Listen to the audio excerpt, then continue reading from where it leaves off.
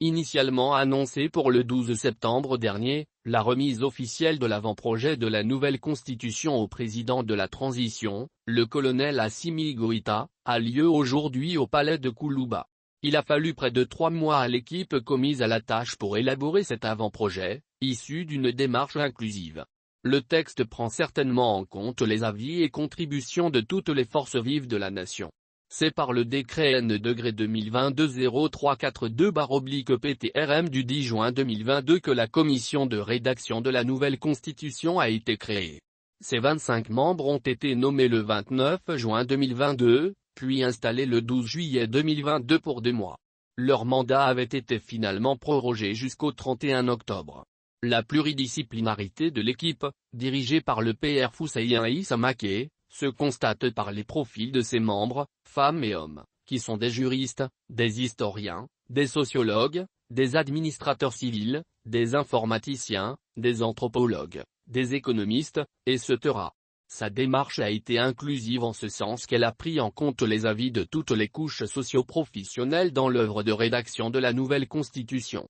Pour réussir le pari de l'inclusivité, c'est tout un ensemble de mécanismes de consultation qui a été mis en branle. D'abord, les partis politiques et les organisations de la société civile ont été invités, par lettre, à faire parvenir leurs contributions par écrit à la commission. Ensuite, des visites de courtoisie aux institutions et à certaines autorités ont été organisées pour des échanges sur les missions de la commission et la démarche d'inclusivité adoptée par celle-ci. S'en est suivi l'organisation de séances d'écoute avec notamment les partis politiques, les organisations de la société civile et autres acteurs à Bamako et dans les régions. Aussi, la commission avait-elle créé un site web pour recueillir les contributions des groupes et des citoyens. Cette étape des écoutes a été bouclée depuis le 8 août dernier. Ces mesures, explique la commission sur son site web, étaient destinées à permettre l'expression de toutes les sensibilités autour des problématiques institutionnelles qui trouvent leur source dans la Constitution et à susciter une large adhésion de la population au projet de nouvelle Constitution pour le Mali. Faut-il le rappeler, ce processus s'inscrit dans la suite logique des Assises nationales de la refondation, ANR, qui avait consigné, conformément à la volonté du peuple malien, l'écriture d'une nouvelle loi fondamentale pour notre pays.